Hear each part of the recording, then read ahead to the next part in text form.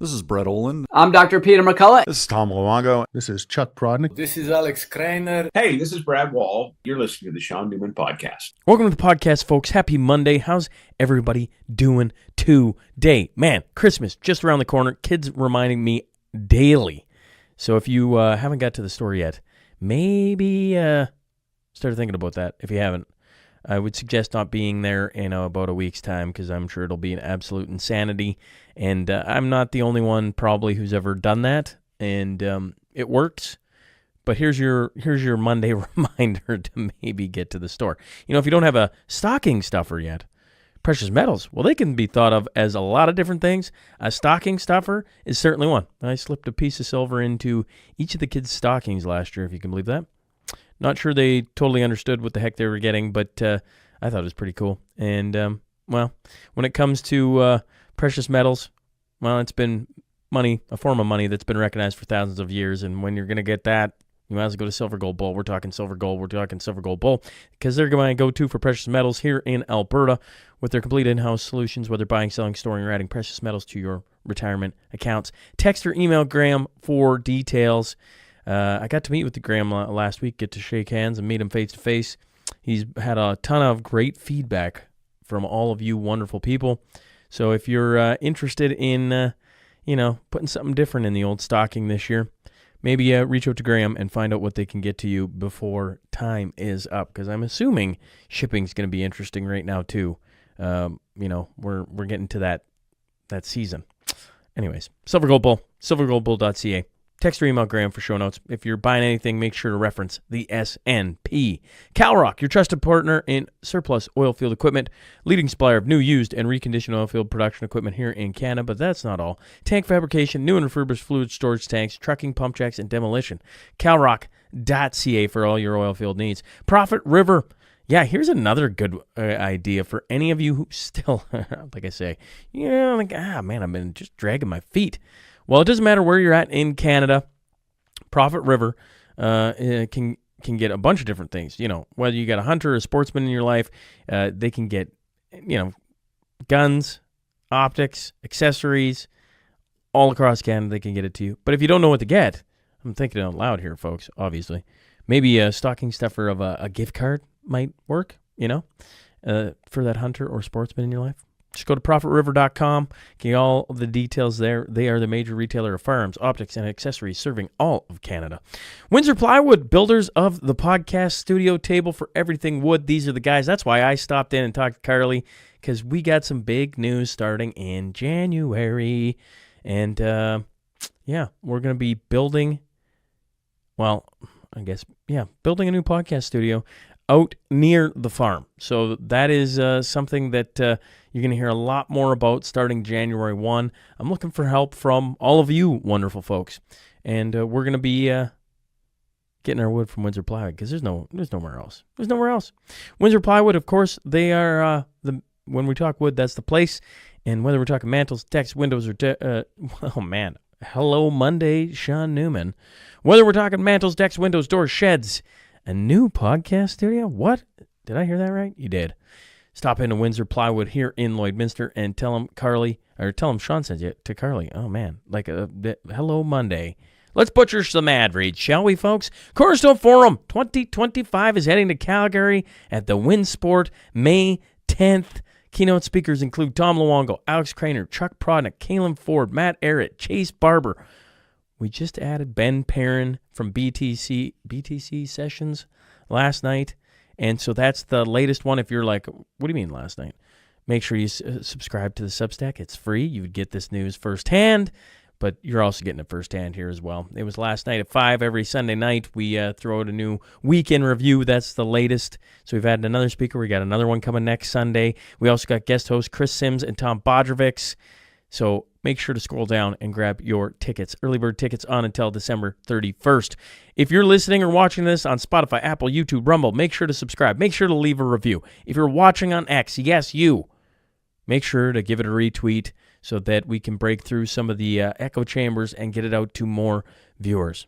All right, let's get on to that tale of the tape.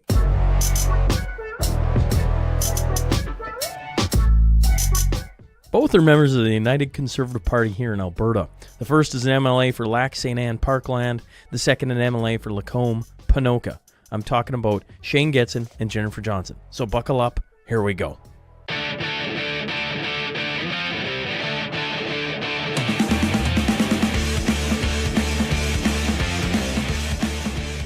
Welcome to the Shaun Newman Podcast. Today I'm joined by Jennifer Johnson and Shaun Getson. So, folks, thanks for hopping in. Thanks for having us, Shaun. It's great to be here. Well, you're the newbie, you know. Like I mean, like the audience has come to know Shaun for the many times he's been in the studio, going back to 2021. Yeah, I think it was 2021. It's been a couple of years now, I guess, bouncing back and forth. Yeah, I guess it has been. It's almost 2020, 2021. It's going on. That's 3 crazy. years. Yes. Well, it's 2024. It's Yeah. end of 2024. Coming up 25. That's crazy. Yeah. So, Jennifer, you got to give to the audience. You got to give them a little bit of backstory, a little bit of who you are, why you got into politics, and then we'll jump off on. So, is this short form or long form? Which story am I giving? Long or quick? Well, it's a podcast. So it's a podcast. Yeah. Take as much time as we need. Correct. Well, I'm a born and bred farm girl in Alberta. I grew up actually in a little town called Carbon, and not many people have heard of that little place. It's close to Drumheller. Carbon is in the periodic table. Okay. It's a coal town, and that's why it was named Carbon. It was a town of about 450 people when I was growing up. It's a great place to be from. And went eventually into nursing school, got my Bachelor of Science in nursing, became a nurse, and I thought I was heading somewhere warm, but then my husband came around, he smiled, and I was done. So I figured he'd have to keep me warm at night instead of the smile. He's got a pretty good smile and a lot more. So stuck around, went into nursing, and for a little while. He's got a pretty good smile and a lot more. I mean, he's blushing somewhere because that's probably every husband would like that set of women. Oh, there's so much more to it, though. You know what his name is? Dwayne Johnson. For real. I married up. That's what I always say. I married up. And he truly is that's got to be awesome. An interesting, like, I mean, you know, Paul Newman being on the front of salad dressing things. I've been asked about that all my life, you know, you're related to Paul Newman, etc. But having the same name as Dwayne, having the name Dwayne Johnson, he probably gets some funny jokes said, I'm assuming. Oh, all the time. And we have received phone calls from even New York City looking for Dwayne Johnson. And I said, I know who you're looking for, and believe me, he's not here. So it's you never tried playing into it? I haven't. On that one. Yeah, sure. Who am I speaking with? Right? Yeah. Oh, yeah. Nice. Probably, I have 3 boys. They probably would have. And they would have taken a little bit farther and had some fun with it, but I didn't. Fair enough. Yeah. Apologies. Dwayne Johnson. Anyways. Yeah. Shout out to The Rock. Yeah, that's right. Shout out to The Rock, to my rock. So we had 4 kids, and I had decided, contrary to what I thought I would ever do when I said I will never homeschool my kids and thought it should be against the law, I actually did a 180 and decided that was the route for us to take, and ended up homeschooling all 4 of them and I would say from birth all the way through. So that was, I was very, I would say convicted about it, or very passionate about it, that this was the right choice for us for lots of reasons, and we can go into them later if you want to, but it was a tough job and one that I wanted to see protected. And so I think part of that is getting to know your elected officials, your county councillor, your MLA, and your MP. And we did that, and in a way that was encouraging and walking alongside them. What can we do to make your job easier? How can we help you? What's important to you? What's going on in your life? And how can we walk alongside you the very best way? What year did you do all this? Like how long ago are we talking? Well, our first son was born in 98, so that's when I started homeschooling. Right? Was way back then? Yeah. And so, what was it about homeschooling? I find that interesting because, you know, like a full 180 on homeschooling. What was it that you thought you knew that you didn't know? I was coming home from a late night shift one time. It happened in 10 seconds, and this is the truth. I was listening to the news or a radio show, I guess, on the way home, and it was on the benefits of homeschooling. And I didn't realize that when I turned the radio on, that this program was on. And I was somewhere on the road where I could not turn the radio off. Had to have both hands on the wheel. And so I heard in that 10-second clip, here's all the great reasons that you can homeschool. And they went through the list. They're more likely to vote. They're more likely to finish school, to go on to secondary school, to get their master's, to get their PhD, to have intact families. They make more money per capita. It just went on and on. And I just thought, that's exactly what I want for my kids someday. I want to be a mom someday. I was single at the time. And I thought, whoever would have thought I'm a homeschooling mom, and I never knew it. So I thought, I'm gonna have to find a guy who is okay with this, and I did. And he works long hours every day. And he said to me right up front, when we were dating, we're starting to talk about marriage, and he said, Jen, I totally support you, but you've got to know right up front, this is going to be 100% you, not me, because I just don't have the time for it. And that's how it was. But he was always supportive. Did I catch in there in that story, if you would have had the ability to turn the radio, you would have? Yeah, for sure. Well, I was against that. it. Right? Like, I mean, triggered by the word homeschooling, I'm going to train it, but nope, I'm in a snowstorm. I'm not getting Yeah, that. something like that. Yeah, and it really changed the trajectory of my life. And so to go back to the officials, then we started walking alongside them, and then our county councillor had kind of come to me. He was not a lot older than me, probably now, at the time, and said, would you ever think about running for politics? And I said, well, not really. I don't think that's my thing at all. And then I just kept getting involved, and one step leads to another, and got to be friends with Jason Nixon. And I always blame him for this, because he came to me, it would have been probably 2018-ish, when the UCP was just forming.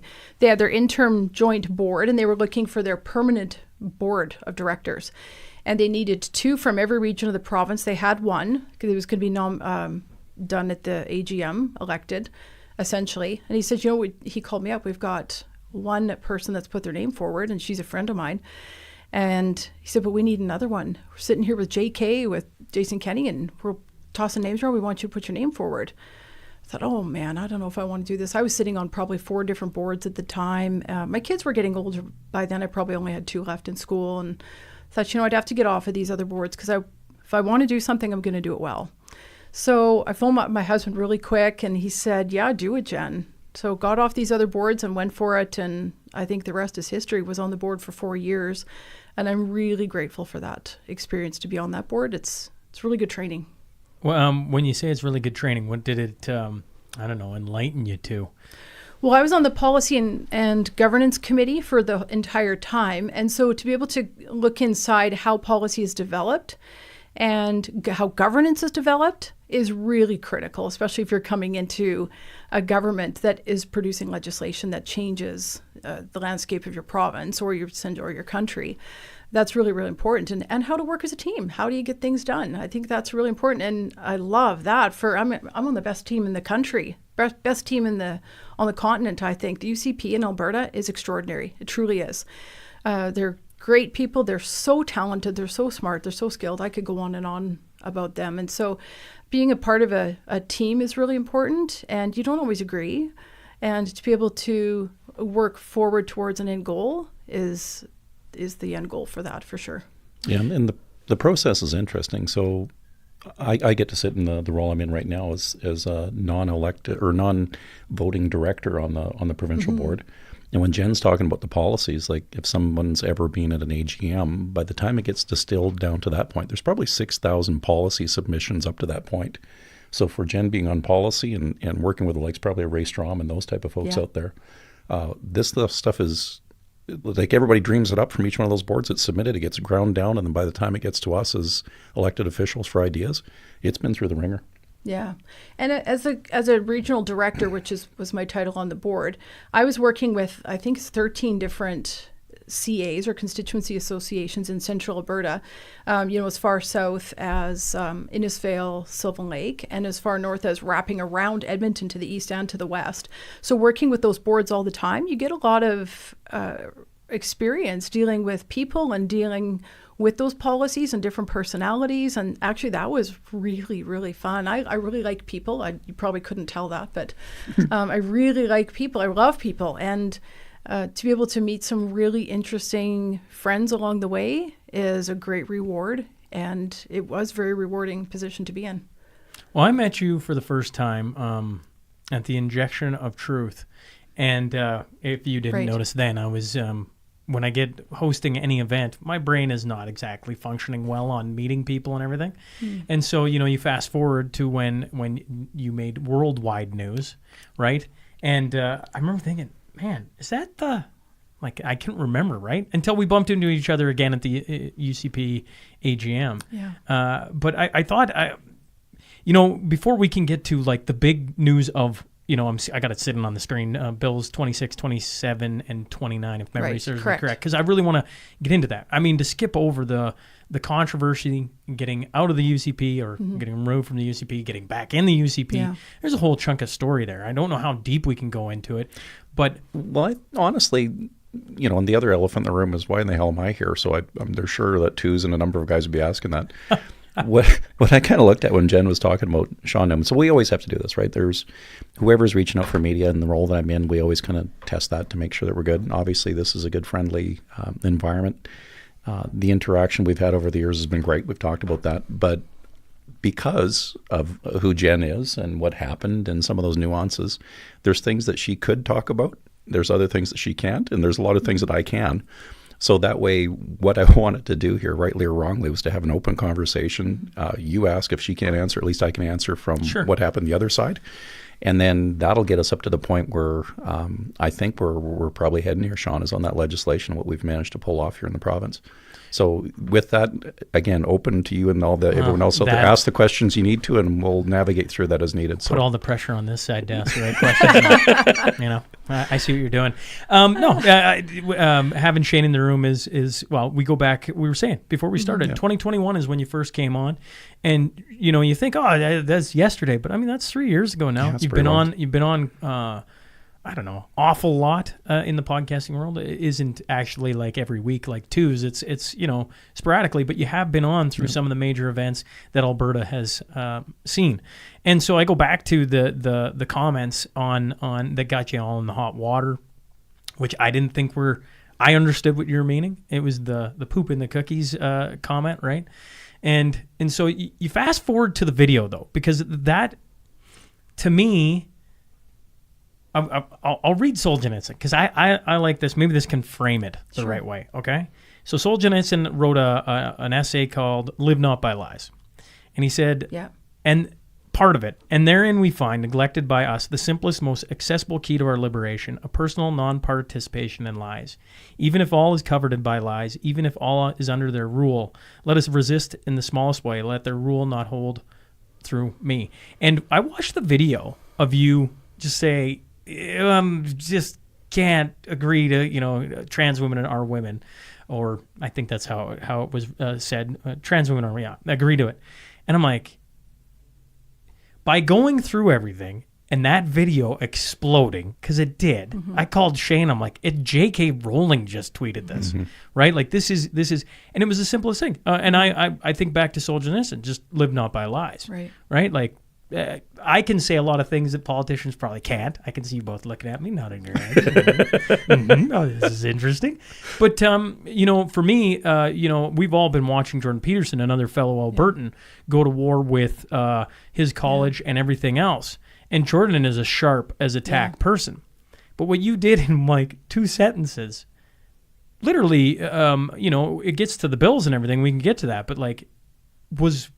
Live not by lies. I guess Solzhenitsyn, I read him in the middle of COVID, and then I read his essay afterwards. It's not that long. People should go read it. It's very interesting.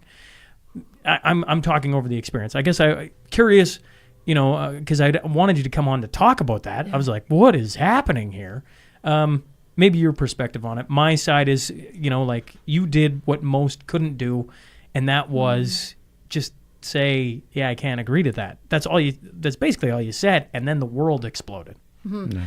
Well, interesting you say I actually didn't say that. I actually just asked a question back, and it was shut down. But we can come back to that. No. Forgive me. Put it the right way. I know people think and they think that I said that too. But you said what you said was I've never been asked that before. Can we disagree and still respect each other? And my kids, I raised them with logic and how to think. and I hate to use the word critically because I feel like that word is being twisted today, but I did. I teach them, according to the true definition of critically, I taught them to think critically. And so I think one of our keys to thinking critically is to ask questions. What are the parameters of our conversation? And so when that came up, and actually if we can go back, the whole context of that viral video was 34 minutes long, minus 8 seconds. And so there's a lot more to that conversation. And I've got the entire transcript of it. We still got the audio for it. So we've got the evidence for it. I didn't say much in that entire 34 minutes. Because it started out and they would ask questions and I would kind of go to talk and they kept talking. Or I'd go to answer and they would keep talking. And then I did that again. And I just thought, oh, this isn't about a question and answer period. This is about me being scolded. So I just sat back and let it happen. And then when I was finally asked, am I a real woman? I did sit there and pause. But the pause was because I thought she was going to keep on talking. It didn't happen. It's like, okay, now I'm going to have to answer. And my kids would say my inner Frank Turek. I don't know if you follow him. My inner Frank Turek came out. And it's where you ask your questions, right? So I thought, well, we need to define the parameters of this first. Are we allowed to disagree and still have that respect? And so when I threw that out there, it was put down immediately. No, we're not allowed to respect each other. You must agree. Yeah. So that was the context of what happened. Yeah, and that was it. And then it was over.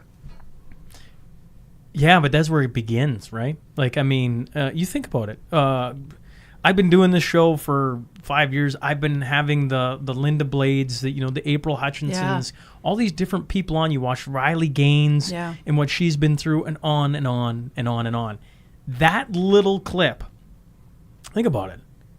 Like, completely, we can all agree that, the world was probably heading in a certain direction. But it sped it up into lightning pace, right? Mm-hmm. Like, just boof. Like, immediately, people saw what they wanted you to agree to. And I guess I can't applaud you enough, is what I'm trying to get across. Don't know if I'm doing that well, folks. Because we witnessed it. It was like, it's just right there and evident. And to be in our backyard in Alberta, again, is, my hat's off to you, right? My hat's off to the UCP for I'm going to say finally bringing her back into the fold, but for making the right choice to bring her back in the fold, because there probably would have been an opportunity there to be like, oh, it's a little hot. We're just going to back away from this one all over again. I don't know, Shane. Maybe I'm wrong on that. Well, yeah, no. That public perception is part of this too. I mean, we've had that conversation before, right? So politics tends to be a lagger and a leader at the same time, depending on where perception is. That's, you pick us in the polls of who's going to represent you, and that's based on something. At that point in time, we had been working, all of us, on trying to put this legislation forward, looking for the right things, the right balance, that stakeholder engagement. And just one of the things too with Jen, we never kicked her out. She was never in. Like, that was the timing on the election, right? So she was a UCP member, and then all of a sudden that other stuff blew up, and Jen wasn't. She was elected as an independent member, but caucus wasn't formed at that time. We weren't a government. So we were literally working through this legislation, working through those items. And when I first met Jen was literally on a call. We would do a Teams call, so to speak, while you're doing a campaign. I hadn't even heard about the story because my constituency was literally burning. Like, we had forest fires, all that stuff going on, and we're running an election at the same time. And what I saw was a lady that you see in front of you here today that was honest, true, genuine, taking a ton of heat and expressing her side and being completely humble and open and honest about it. And I thought, I hope this lady wins because she's got something. There's some moral fiber there. So working through some of the things with Jen, there was a path. She worked through this. She met with the people. She did the work, as the Premier said, and a number of us had said. And then really where it came down to the way we operate, it's a caucus decision. So we literally, we had a vote as caucus. This item where Jen got to see on public display of you're not even allowed to have your own opinion and be respected anymore, that was kind of the catalyst for a number of us, Shaun. So our members, the ones that didn't get to know Jen as well as they could have during that period, they saw that and they're looking at it going, holy crow, this could have happened to any one of us. We're trying to do all this work with these bills and do the right things, and that's never going to be good enough. You're going to have another group that is absolutely so fixated on tearing and burning everybody down that it won't matter anyway. So it was at that point where, okay, here's the right thing or the wrong thing, and then you're outweighing against the potential of not being able to get that legislation through, because that was the bigger, broader perspective. So, good Lord, or serendipity, I honestly think things worked out as they should at the right time to be able to get her on board and officially bring her back home. Can I ask you, now that you guys have been, like, today's world is different than, I don't know, 20 years ago, whatever. Just in media standpoint, you were talking about recording the audio and everything. Yeah. Is that like standard procedure now? Because it's like, in case one little snippet blows up, you have like the... Well, let's go back to this. You and I had 3 or 4 different podcasts. During the last election, the opposition went back and found a snippet. Then you and I were talking about public health 2 years prior. They literally took that snippet and said I was trying to tear down the public health care system during the campaign. So have things changed? Yeah. Immensely. So if we didn't have that recording, that audio, even in so much as the media people... So what you're saying is the NDP is listening to me somewhere. Hello, NDP. Absolutely. Hello, Naheed Nenshi. Yeah, and that's exactly it. So I literally did a little town hall at my area about the pension plan. We're talking about that. 2.5 hour meeting of open mic, answering questions like you've seen me do before. Sure. In the town hall's wide open, right? Rachel Notley's guy who sits there, her coordinator, recorded that whole thing and took a 10-second thing and said I was tearing down healthcare again. Like, they literally do this non-stop. It's terrorism radio when it comes to them, is how they deal their politics. So yeah, we're cautious. We have to be, and at the same time, you want to be able to make sure that we can be open, honest, transparent, all those things. So yeah, we have to be guarded sometimes to make sure that out of 2.5 hours, 15 seconds could sink the ship. I'm pretty, every day I think I get less naive, but then I also think at times I'm like, I'm still the same kid who in 2019 just flicked on a couple mics and started talking, right? So like I hear all that, I'm like, man, that's weird, right? Because like, and yet you watch social media and my instant thought of a clip. But you saw it happen right here with her. Well, that's what I mean. This is literally so I watched the video with you and Victoria, I'm going to butcher it. Buckles? Yeah, Buckles. Yeah. And when I watched it, the first thought I had is, what the heck is this all about, right? And maybe this is a good skill I have. I eventually got down to your original. I just kept searching. Found the original recording of what got you in the hot water in the first place, and went and listened to it. And I told you this. I'm like, it's a poor choice of words, but I think everybody gets exactly the thought process of what you're talking about. And so then once you have that, then you can work your way back to this video that went viral. And then the next thing is like, I hate, one of the reasons I do long form is I really hate a minute clip. It's like, Danielle Smith came on this show beginning of this year, and it was a conversation around immigration. I may have disagreed with her, but how the clip got framed on social media, I'm like, she literally talked about it for 3 minutes. Why don't we just show the full 3 minutes? Right? Yeah. It got shown that immigration, pro, whatever, and you can disagree with how she said it. But I do find it interesting when things get framed in a certain way. I don't know. Some of it, and it took a while for me to get used to it. And Jen, for being new to politics, that was some pretty savvy work. And I think, again, it's because it was open and honest and genuine. She was doing the work. But yeah, it's literally like when you go in front of those mics, it's like a ransom note. They will take and clip and cut pieces and put that together as a ransom letter for you. So yeah, you have to be guarded. So there's only so many outlets that we feel very comfortable and safe to talk to. And yeah, our guys, my guys back in the comms group are literally going to scrub this and make sure if there's a story out there that we're on top of it, and we've already got a counter message. And well, hello to the comms group as well. Yeah. When that video that went viral, actually, I asked to be recorded. Yeah. We were about maybe 30, 60 seconds into the call, and I said, is it okay if we record this call? And it took them about a minute, honestly, to kind of figure out how to, I guess so. So they figured out how to record it, and they did. But I did that for my protection because... and I recorded it on my end. So we have the recording as well. And I think that's a really important thing to do as well. What was the experience like? I've talked to lots of different people about, you go from being Jennifer Johnson, the homeschooling mom, a part of the UCP, maybe getting elected, a relatively unknown name. I think I can say that, not be demeaning. And then all of a sudden, a couple mornings later and you get J.K. Rowling tweeting about it. You're like, what the heck is going on? Right? Oh, You're like it was across really, it was surreal. The meeting was on a Monday, and the next Tuesday I came into work, and it was about 11 in the morning, and I got a text from a friend who said, hey, did you see J.K. Rowling's post? And I got this anxiety right away and thought, oh no, is this going south? Because after the meeting had happened, my first thought was, because it was recorded, I came out and we had debriefed about it with my staff and said, how did you think it went? Because they were on the call as well. And is this going to hurt the premier? Is this going to hurt the party? And, just hashing it through, I didn't say too much on there, but did I say enough? Did I say too much or the right thing? And it is anxious, especially after what I had been through, taken out of context a year and a half earlier. So we were going through that. So when I saw J.K. Rowling, I thought, oh no, is she coming against me too? And I don't know a lot about her, so I just really didn't know. And then I said, is this good or bad? Oh no, this is good. J.K. Rowling's been getting roasted for probably I have 4 years. I mean, like they had their, forgive me folks, am I right on this?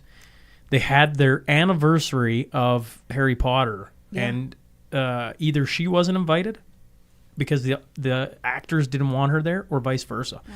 And you go, and it's all because of her stance on this issue. Yeah. And so, when she's tweeting about it, you're talking about millions upon millions of people who are fired up about this specific issue, right? Yeah. If it had been, I don't know, Tucker Carlson or something, right, tweeting about it, it'd be big. Yeah.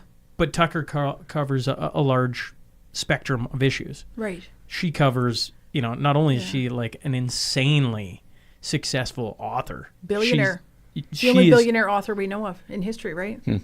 Like, how insane is that? Yeah. Did you ever any chance you ever got to talk to JK? Probably not. Well, I tried, actually. I don't know if you know this, but oddly enough, so after that happened, I said to my staff there, J.K. Rowling just tweeted this. And so she started Googling. She goes, Jen, she's got 14.5 followers. You should probably go home. And she said, there's a good chance media might be coming to the office. You better get home. So I did. And oddly enough, I flew out the next day to take my daughter over to the UK for school. This is a flight that had been booked for 5 months. And Scotland and England were in the trip. And so I did send her a quick email and said, hey, I'm actually coming to your neck of the woods. I'm the one in that video. Would you have a chance to get together or just, if not, thank you. And her comms team, I guess, got back to me and said thanks, but no. So I actually did try. Well, somebody told me to, and I thought that's a good idea. Yeah.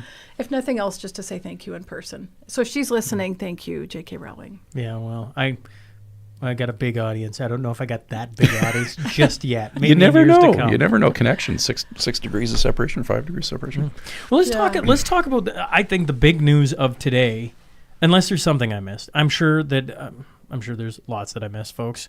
But I mean, the big news of today is Bill 26, Bill 27, Bill 29. All pass through.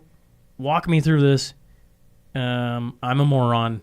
And I want, let's not skip over any details on because this is big news, is it not?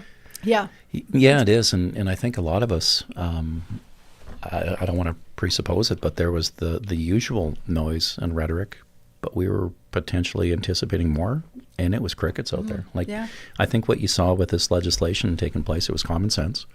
Once we got in front of it and engaged, tons of engagement on it, from our side, and obviously Jen's work was instrumental to this too, of where we were coming from, and the opposition was on the same speaking points they've had for a number of years, but the world has moved on.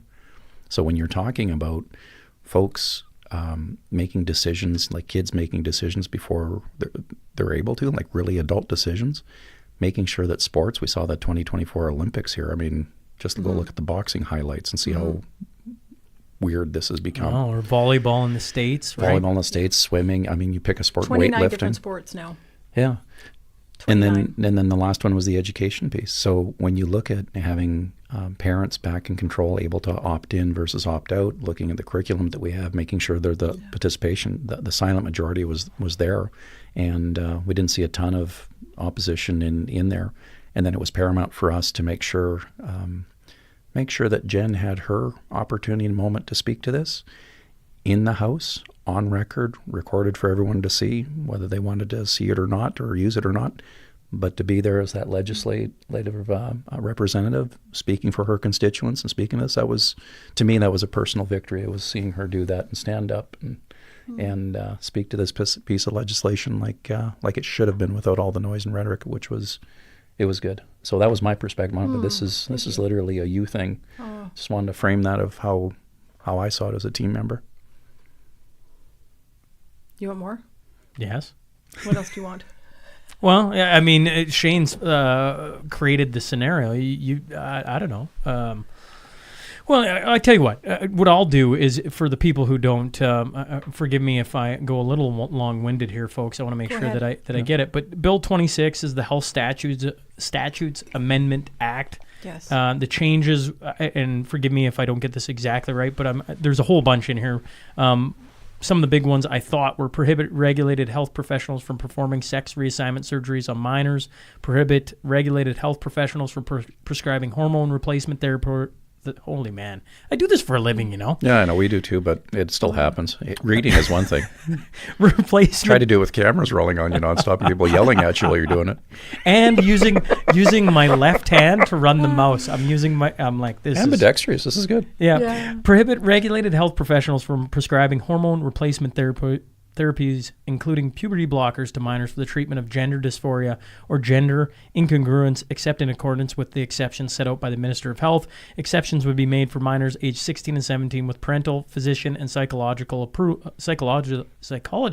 approval, that is, and for minors who have already been prescribed hormone replacement therapies to treat gender dysphoria or gender incongruence.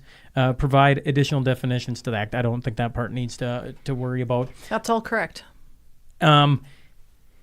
Then Bill 27 is the Education Amendment Act, and it said schools to notify parents when their 16 or 17-year-old student requests their teachers, principals, and other school staff refer to them by a new gender identity, related preferred name, or pronouns. Schools to notify and obtain consent from parents, from teachers, principals, and other school staff to use the new preferred name or pronouns where the request is made by their student age 15 and under. School authorities to ensure students are provided with counseling or other assistance prior to parental notification if the above notification is expected to result in psychological or emotional harm to the student or their student's request, or at the student's request. School authorities to notify parents and provide the opportunity to opt their child in rather than opt out where courses, programs, or study or instructional materials, instruction, or exercise include subjects matter that deals primarily and explicitly with gender identity, sexual orientation, or human sexuality.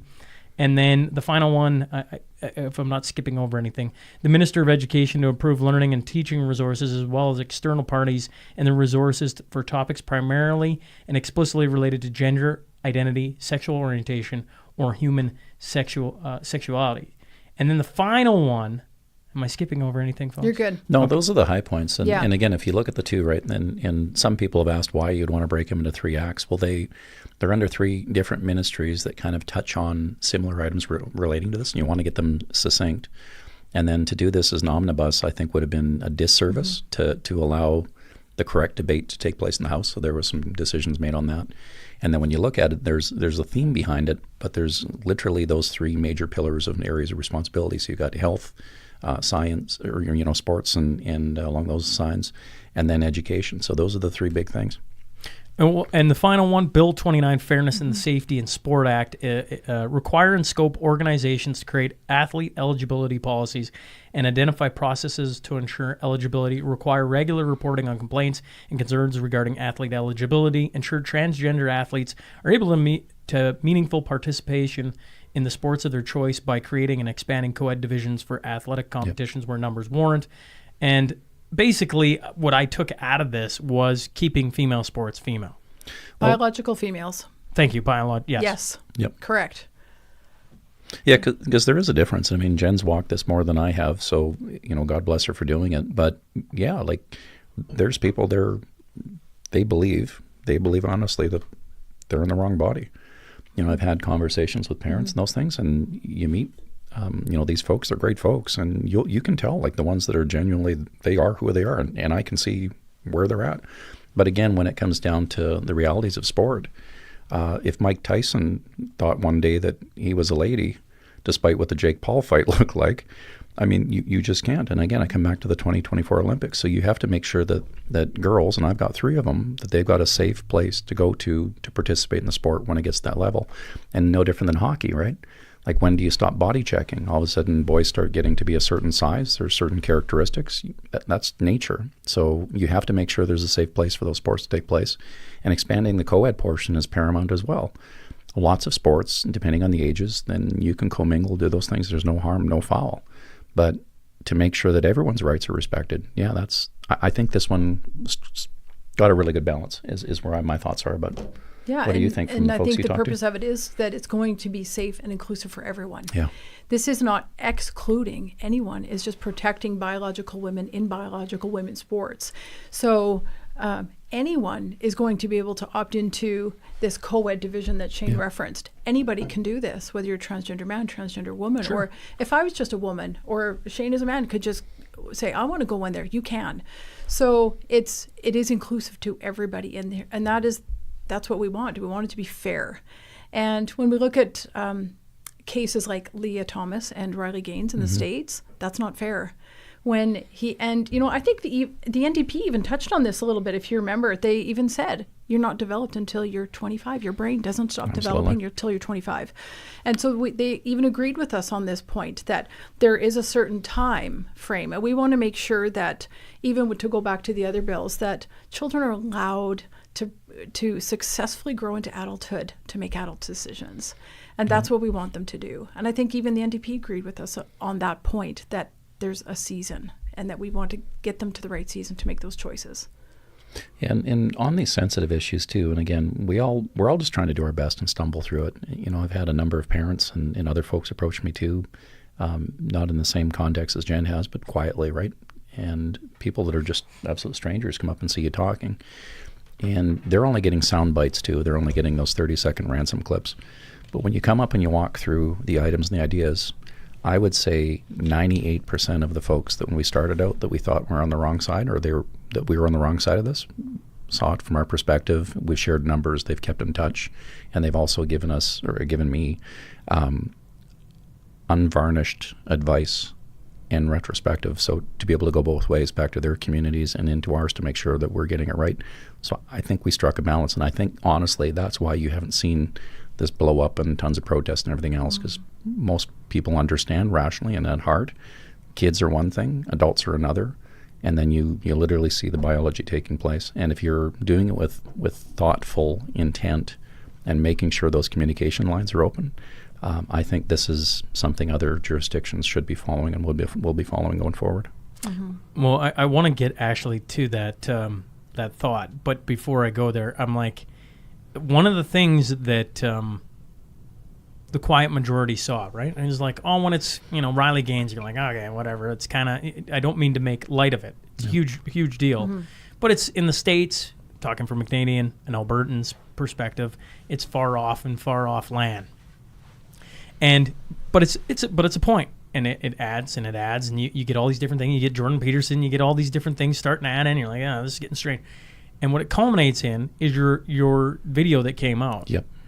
And everyone went, holy crap, this is a professor of Mount Royal. Yeah. We need some common sense. So when I read these bills, you guys use all the fancy terms and everything. And I just go, it just feels common sense. Nobody wants to say you can't be who you are. We just go, why the heck are we even talking to kids about this? That's insane. Mm-hmm. It's insane. From a father of young kids, it's insane. I can say what it is. I know the government has to have different ways of saying it. I look at it, it's insane. When I read these bills, I go, this just makes sense, right? I'm definitely not a woman. And I look at it and I go, how long have women fought to get, I look at women's hockey in particular, to where it is, where it's like, actually, you can love or hate women's sports, you can love or hate women's hockey, but like it's becoming a national thing where it's on television and it's on and on. And all of a sudden, you get things happening in there. And I'm not so sure about hockey, but we'll go back to Riley Gaines, where you're like, it undermines everything. And people just want common sense back. Like, why are we worried about this? And your video, my applaud to you again, fanboying over Jen here, I guess, Shane, is like it's live not by lies. It was a simple thing. You know, I was having a conversation before I walked in here, and we got talking about Solzhenitsyn, and you know, it's the live not by lies. Because at times you're like, what is happening?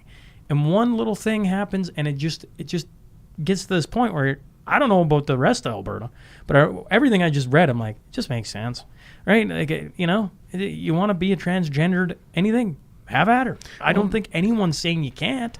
No, it's just and let's that's not teach kids about all these complexities of this. Like there's a lot there. Well, there's lots of things there, and again, it comes back to freedom, responsibility, and choices.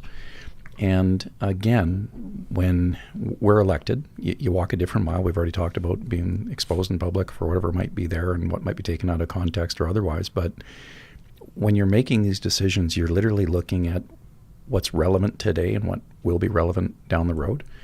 And you can't have the pendulum swinging from one side to the next without it coming back to center. I think this brings it back to center, despite all the conjecture and everything else. Love who you love, be who you are. But you got to put some things in place, and you got to make sure, to Jen's point, that people make decisions, life-changing, altering decisions at the right age and with the right supports that they have. Mm-hmm. That's what we're trying to do here. Can we talk about the fact that I think, I could be wrong on this, forgive me, I don't think anywhere else in Canada has done this. Am I wrong on that? No, there's been part measures down east. I think it was New Brunswick. Yeah, New Brunswick tried. They did something similar, but I don't know that they got the balance. There was some folks that were pressuring us. I'll let Jen, obviously, she's right dialed into this. But from our side, when we were going through this, because again, at that point, Jen wasn't in the caucus tent, so what happens in caucus and what happens in cabinet. I can't talk specifics. Obviously, you know that with confidence, but a lot of conversation was taking place and looking at what was happening south of the border, what was happening down east. And we weren't satisfied. We didn't want to rush this. We wanted to take that time to get it right. And we're under a lot of pressure. A lot of folks were they were on us like you wouldn't believe. But we took the time to get it right, I believe. Mm-hmm. And I think you can see the results down there of it wasn't as fulsome. They didn't break it into 3 bills like we did. So I'm hoping that because they were the leaders, we had the opportunity to look at what somebody else was kind of doing, do a litmus test on what we were doing in Alberta. And then I think what you'll see is other jurisdictions will look now at ours and probably either go there or enhance or improve from there. So I'll throw it over to Jen. But I understand too that we're the first in Canada, but I think New Brunswick had tried to go there a little bit, and I don't know that was successful. But I also understand we have the largest sweeping legislation on this, because we did put it into 3 different bills. We addressed it under health and under education and under sport. And even in the United States, I understand, I might be wrong on this, but I think it is the largest sweeping legislation in the world. And there are other jurisdictions in the world that have taken parts of this, but not on the grand scale that we did, to cover 3 areas like that. Tennessee, if you're watching in the news right now, it's going to the Supreme Court. They took one piece, and it's going to the Supreme Court, so we're watching that pretty close. And but I think Alberta has taken the time to do this correctly and to do it in the right way to ensure that children have that time to grow into adulthood successfully, to make that transition well, and to keep women in sports. And to come back to your point about, Riley Gaines is American, I talked about 3 different examples when I rose to speak on Bill 29, 3 of them, and you had one of those people, I think, April, on here, April Hutchinson, who has just a remarkable story. She's Canadian. Yes, she is. She's from Ontario. And the other one was if you can believe it, she's sat in your chair. She's been in studio with Linda Blade. I do believe it. She's a remarkable individual. Such a great woman of courage. And shout out to April, because she is engaged now, and I believe getting married. Correct? Yes, that's correct. Yeah. She just sent me her engagement pictures, actually. They're awesome. Beautiful. Yeah, that's awesome. Yeah. And so the third one is actually grew up a mile from where I live. Her name is Peyton Melton, and I spoke about her, and she got to meet our Minister of Tourism and Sport. They had a really great conversation, but she's a very talented athlete on scholarship, playing basketball at a local post-secondary institution. She's tall, she's strong, extremely talented athlete, and was forced to play against a transgender individual, and she didn't back down from it. She just thought, let's do this. And she was taken out and got a severe concussion and had to walk away completely from her sport and from school. The administrators didn't stand up for her, the teachers, the coaches, nobody stood up for her, and she had to walk away from it all, and is having to go down a different path in life. Now, she's going to be okay because she's a very strong individual, but this is not a United States issue. It is there as well, but this is in Alberta. This is in our backyard. This is very real. And we need to protect women, biological women. We need to provide that space for them. Well, my hat's off again, because that's what you've like. Not only has the UCP done it, right? I want to talk about pace, because I'm a stickler on this. It irritates me when I talk to government people. Were like, why can't it be faster? And saying that, like, you look at what has been pushed through, or passed through, I shouldn't say pushed through, what's been taken the time and vetted through and now is gone through, got passed, is like really incredible. And I don't mean to make light of what's happening in the United States, just that the human brain, it's like there's war going on right now in Ukraine, right? Mm-hmm. And yet, if it was war happening in Alberta, it'd be different. And I don't mean to make light of war. And I don't mean to make light of any of these issues, just to point to, when it's happening to Riley Gaines, you're kind of like, that's in a far-off land, even though it's the United States. When it comes to April Hutchinson, getting a little closer, it's, Ontario powerlifter of all of Canada, right? But when it happens to a lady who's in our government in Alberta, and you see how it plays out, it brings it home to everyone. So I think, reading through these things, having you guys in here to talk about this happening in Alberta, and Alberta being, as far as we know, I think, the first in North America to, like Donald Trump has this big video out. I don't know if you've seen that, him talking about basically this. We're going to put the family first, and boom, boom, boom, boom, boom, and he rattles off. Sounds familiar. Puts a whole bunch of things in. I'm like, that's great. That's awesome what he said.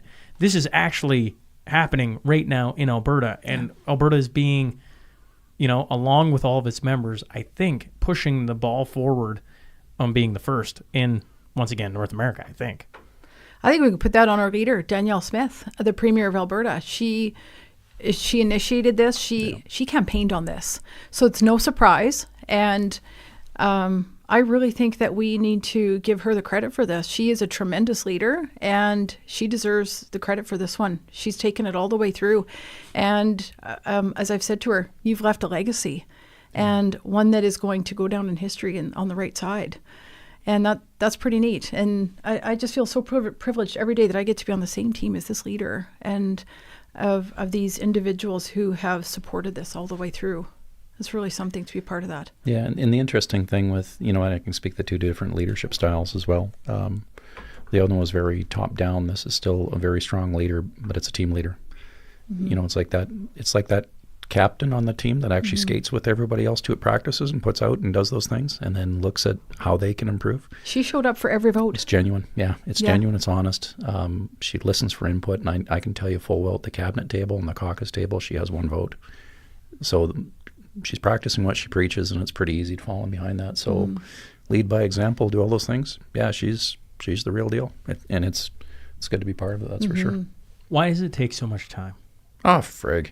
It comes down to numbers. So there's states of legislation. So first introduction, second reading, committee of the whole, third reading, and then finally you get to royal assent. Every member has an opportunity to speak about 10 minutes in there. So you take 87 members times 10 minutes times, it literally comes down to a numbers game. We have a tool in our kit that's time allocation. So if it appears that the legislation isn't being debated in a proper manner, that it's just literally being tried to be filibustered or dragged out and we're not giving ample opportunity, we have a tool in the toolkit to say, okay, debate at this stage, you've had 3 days to debate this for X number of hours times number of people, end this in an hour, get after it. We never had to time allocate once on this. We gave everybody ample opportunities to go through it, to have the debates, to have the discussions, to do those things. The process takes time. Democracy, if you really like democracy, it's expensive and it takes time. If you want something else that we go over and we throw lead down range, we usually, when those things get out of control, you don't want that. You want to take the time. I can say that now after being here and seeing it. We're moving things forward at a decent pace, but it does take time because that's the Westminster system. That's the process we have. And if you believe in democracy, it's going to take time to have those people exchange that information back and forth, to have that debate. Would you agree? Yeah, completely. And also I would add to that, we only meet twice a year. We meet in the spring and the fall, 5 weeks in the fall and 9-10 weeks in the spring. And so in the meantime, legislation is being developed by policy and lawyers, that takes all of that time. So it's all of that time to develop the legislation and the bills and the policies and the regulations, and then we meet. And so it takes a long time. I love how you say democracy. Democracy is the worst form of government unless you don't like any of the other ones, right? Yeah. Isn't That's it the best one we got? Churchill. Yeah, Churchill that said that. Yeah. And I agree with that. Democracy is the best form of government. Yeah. And so if we want that, we do need to follow the system through. Now, there's exceptional circumstances, and you can see when order and councils take place down in Ottawa as an example, and then you can suspend your democratic rights and freedoms, and then you can just ram it through. So I would rather have it and be on the record of being too lengthy and going through the process rather than getting into that neck of the woods, because I think we've all have a... What did you think of the I think it was pro-Hamas, people taking over the Parliament building? It's asinine. Absolutely asinine. I was over in Germany October 8th, like wheels up when we were flying over there and landed there. It gives you a completely different perspective when you march through and look at the topography of terror and see the SS headquarters and you see the monuments and you see all that. To me, there is no middle ground. That is absolute terrorism. Mm-hmm. I sat in those rooms and we watched those videos that were coming out, and the only thing that gave me solace was the video clips that we were seeing that were from Hamas people that were committing these atrocious acts. And this is going to sound harsh maybe for some out there, but the only solace I took is I know that they weren't around anymore because they got the coverage. They got the cameras off those former terrorists. When you see people taking and using our abilities and rights and freedoms and hijacking it and making it something different, this is terrible. If you want to start talking about fairness, look at what peaceful demonstrations did when people fly Canadian flags and we're all of a sudden being put in a certain light, and you have this different crowd hijacking it. It's abhorrent. So people have to stand up, say the right things, and not think that this is normal and nor become accustomed to it. Like, to me, this is not Canada, and that stuff has to be stomped out pretty damn quick, because the more we allow this to linger, the worse it gets. And it'll be the private citizens that fix that, and this has got to stop. You know, very well, I mean, obviously, as a guy who went to Ottawa and have friends who are still on trial for the longest mischief trial in Canadian history. Yeah, mischief used to be throwing toilet paper at your gym teacher's house at Halloween, right? Yes, and you know, you watch that, and I was like, oh man, this is pretty wild. Right, like I don't know the other word to use other than when I'm like watching this. I'm like, and you know, to see, I could be wrong, and somebody can prove me wrong. I think they all got on, you know, they got taken away and then released and back into the crowd they go. And I'm like, that's interesting, right? Because I mean, it was only a short time ago. Nobody pulled out the War Measures Act. I mean, the Emergency Act on that one. Correct. Like, come on, enough. So that's where I think Canadians, we're going to see a clean sweep. Just please drop the gloves. I think Kevin O'Leary had it best. We should all just pitch in and package out Jagmeet and Justin, pay off their pensions, get them the hell out of there because of the damage they're doing to our country. I think when you see on the world stage, people are about done with this administration as well.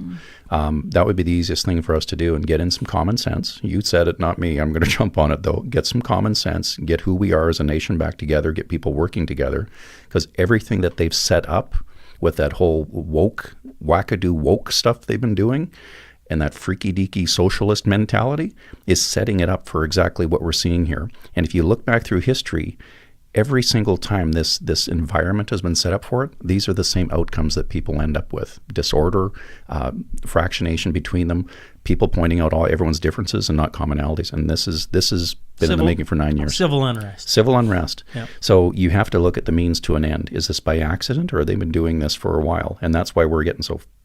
I mean, we've been standing up and using the Sovereignty Act and swinging that thing and doing everything else. If we don't stand up for ourselves and if people don't start seeing this for what it is, your politics matter. Get those guys out of office and let's get back to building our country again. Well, I don't think anyone at this point, well, I don't know, maybe there is some people, I don't think anyone thinks that Trudeau can get back in. The problem is that I'm just like, so is it like, are we going to have an election sooner than October, or is it going to October? Everybody keeps pointing at Jagmeet's, he's got to get past February. It's the pension. This is how transparent and how bad that the guys are in power right now have hijacked the system. They're so self-centered and focused on their own blessed pension that they'll leave the rest of us hanging out in the wind. Well, and then... Like I'm sorry. And then scold us. The polish is off. I'm tired at this point. Us. But and scold us for not seeing their vision. Or the $250, here's money off for your chips at Christmas, but we're going to gouge you for heating your home. Like, it's just enough. Do you see it as an October election? I'm curious. You listen to different circles than me, and I know you can't. I think it'll be when it'll be, but I think if you look at the dates, I think the spring is going to be a nice spring. Spring thaw will come. I did a thing in the house. I'm going to digress a bit, and it was when I was a kid. We had this moose calf came in and died in the pen because it couldn't get underneath. It was a late spring. It couldn't get under the water to get all the ticks off its back, and this damn thing died. I think spring thaw is coming pretty soon. We got to get some ticks off the back of the country. I'm really hoping we have an early spring. I'm getting. I hope it's early spring today. too. I just heard a commentator once say you pushed the big red button. Damn it, Shaun. Yeah, said it's going to be October, and it's somebody in Ottawa, and I just thought, oh no, they can't be right. I'm going for spring. Trudeau and sing a moose calf. That's what I took out of that. That's an interesting analogy. I should send you that. Analogy. I did a member statement on it. I had them reeled right in. Yes, you did. Yeah. I think you got in trouble for that one. Nah, they called a point of order. It didn't stick. Yeah. What now that this is cemented in, okay? Yeah. It's all done.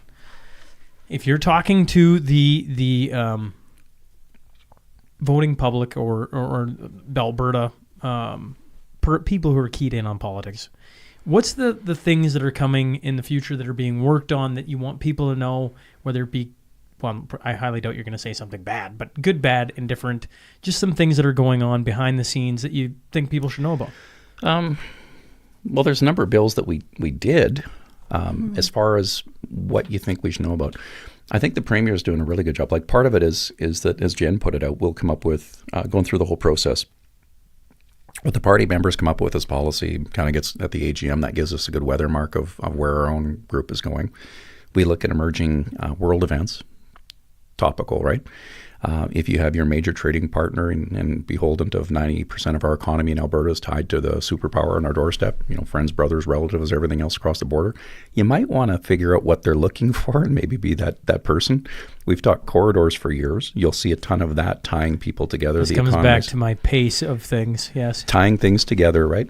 And now you're at that point. So the U.S. wants to solidify their energy resources. They want to make sure that our borders are tightened down. They want to make sure you've got the stop of the flow of the drugs. I think what you'll see is Alberta being, again, in our country, leaders with our other provinces and dragging whomever it is at the time until spring to the table to make sure that we're in sync with that.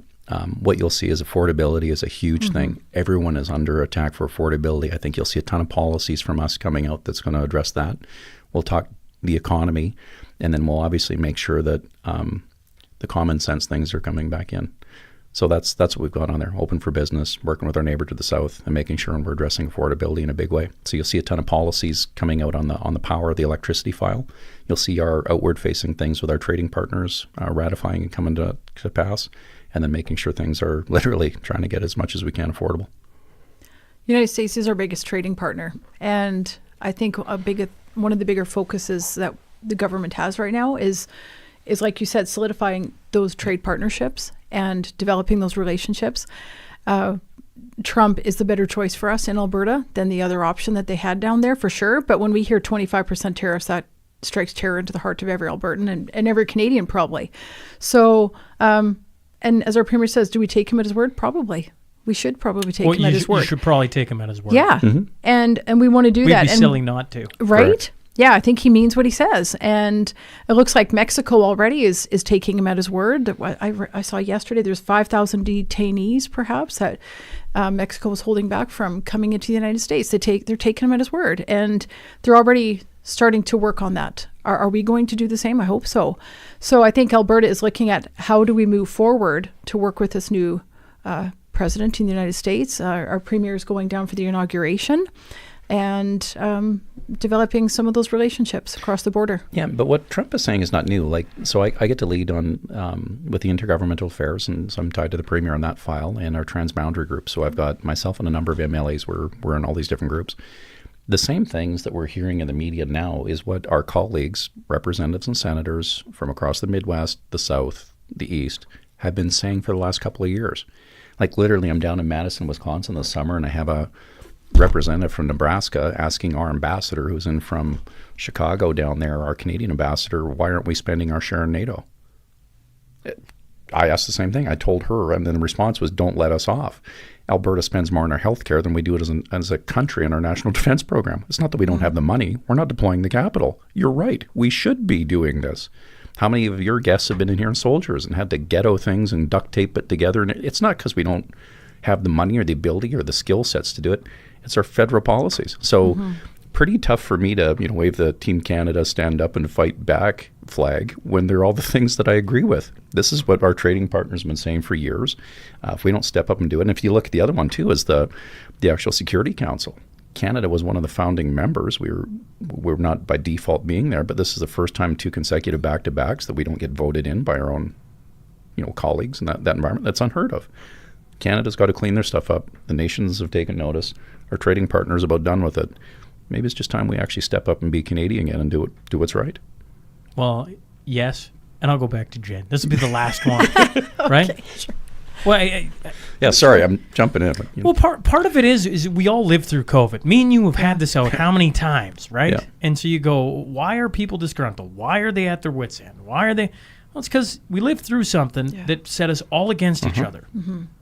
And part of it was the fomentation of a lie, of things going on that didn't make sense, that didn't add up, that, I'd have on, shout out to Brandy Suva and her son Hudson, but Hudson was the kid who passed out on a bus from wearing a mask and on and on and on and went. It's like we weren't allowed to talk to each other anymore. We weren't. And so you fast forward, and the reason I bring you back up is because you did it in such a polite way and just... Can we agree? I'll torture your words again, right? Like, can we agree to disagree? No, we can't. Oh, wait. Most people agree with what Jen just said, and they're not okay with us going down this rabbit hole anymore. We're done with it. We're going to go back over here. And I think there's a shift. I hope that's the hopeful side of me, that's happening in more places than just Alberta. Alberta's just the leader of it, and now that it's put through, you wonder how many people are going to take notice of that. Like, the BC election was interesting. Well, I didn't want to speak, but I was going to bring you up on that. Yeah, you saw that. You saw blue rise from nowhere. Right. Yeah. Right? And, I was telling you before we started, like, so me and Twos do election night coverage, right? We did U.S. election night coverage too, which is fun. And I'm really excited. We're like, do we plan a giant party for when Trudeau gets elected out and just have like a giant mashup party? I don't know. I'd love to be on. Yeah. Well, I tell you what. You do. Here's my warning to everyone that listens to this. We're going to find a way to have as many Canadians on that election night coverage, because that's what it's all like. We're all frustrated by this, and we're starting to see things, at least common sense wise, start to come back. Like, we've gone so far. But hats off, and I don't want to jump on. I know you want to go back to Jen now. I'm getting the coffee, and we're starting to wake up again here. But hats off to what we're doing today. And I think it's been said in the States lots too. They didn't count on mainstream media falling to the wayside, not being listened to. And you got the Joe Rogan thing right there on the wall. Nobody counted on that. So now you got people that are doing what we're doing, actually having conversations and paying attention. And I think because of those events, that made it even more salient and relevant. Because until then, I don't know, who was Shaun Newman? Like, who was Shane Getson? So we're just people trucking along doing our stuff until it got so messed up that we needed an outlet. So that's where we're at. And I'm too guardedly optimistic. And after being in the States after the election, it was a fundamental shift. Like, the wind was back in the sails. All of a sudden, we were the cool kids, not the ones on the outside. And the ones that have been working with us, we're on the same team. So I think this is going the right way. This is wood, right? This is wood. Oh, good. Good old Windsor Windsor plywood. Shout out to Windsor plywood. Yeah. A short story on the table, and then I'm going to get back to Jen. Sure. This table, I was actually just talking to Carly about it. My first year Beautiful. of ever podcasting, I renovated an old storage room of an old house that had mouse poo on the floor, and you can imagine. So we cleaned it all, ripped it all out, put it in a wall like this, and then I approached Windsor Play. I said, "Could you give me could you make me a table? I'll take it in lieu of money, and I'll advertise for you. And if I ever quit podcasting, I'll give you the table back, and you just sell it."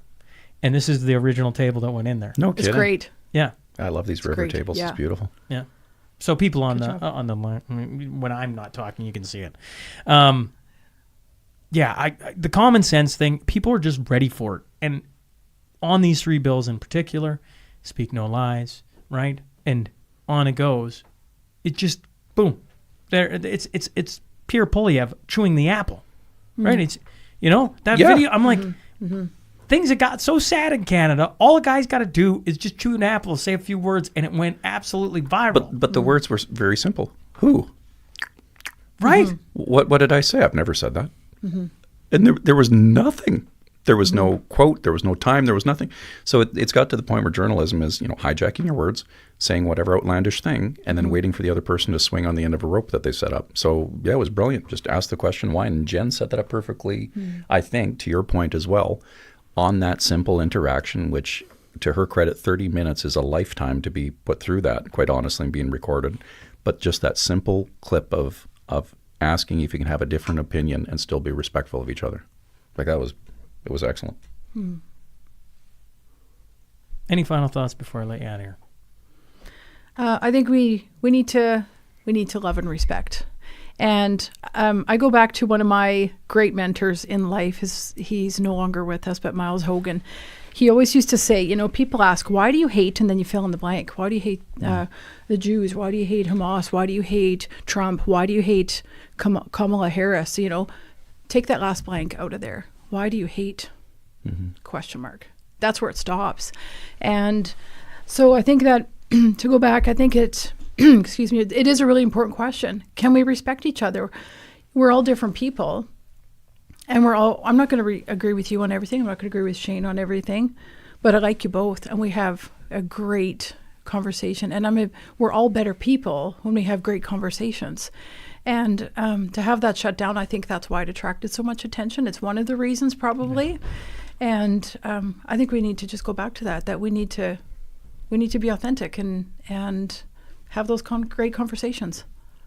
Well, when we disagree. I agree with you. One of the words in the English dictionary I try and teach the kids about is hate. I'm like, got to be very careful with that word, right? Like that means that's hard to come back from, I guess.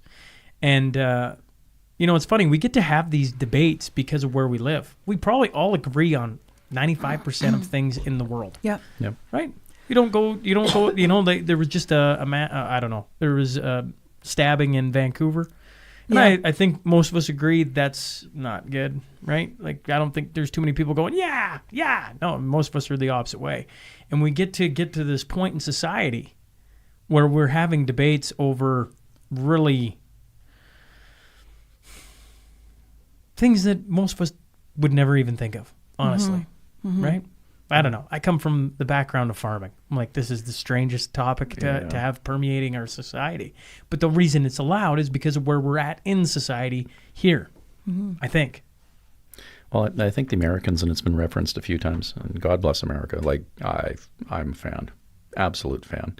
And God bless Canada, because I'm an absolute fan, but put Alberta first, in that one. Because, again, we're wired differently than the rest of the nation. We are, no matter where you go. And, I think Rex Murphy said it wonderfully. Again, if you don't recognize Alberta's different, you've never lived in Canada, or something along those lines, because we are, and that's okay. But the First Amendment is the freedom of speech. The Second Amendment is the right to bear arms, and that's there to make sure the first one's in place. We don't have that here.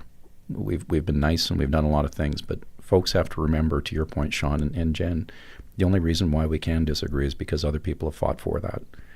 It's our time to make sure that we don't give away those freedoms. We don't just squander them. And I've used a couple of things, analogies. If I take a laser pointer and there's a bunch of cats in the room and they're all kind of doing things, I put the laser pointer on the floor, all of a sudden the cats are chasing this light. I've got them fixated and chasing around what I want them to do. I can pretty much do anything I want at that point. So don't allow yourselves to be fighting amongst each other and chasing some light beam or whatever that other group is doing to you, because they're up to some no good stuff. It's only when good people stand up with each other, park the emotions, have the conversations, and go into the room knowing you've got 2 ears and 1 mouth for a reason. And what I often do is I go into a room, and I've said it in the microphone too, so it should be no surprise. I'm not the smartest person. So when I go into the room, I do that, and I remember that. I am not the smartest person in this room. But if I listen, and if we work together and get these thoughts out, 15 or 20 or 300 of us, we're pretty darn smart. So let's throw the idea out there, put it out for discourse, because guaranteed when it comes out at the end of the sausage maker, we've got something pretty decent. And don't seek perfection. Sometimes getting things done, pulling it out there first is good enough, because somebody else can improve on it if we do it right. Thanks for coming in, guys. Thanks, Shaun.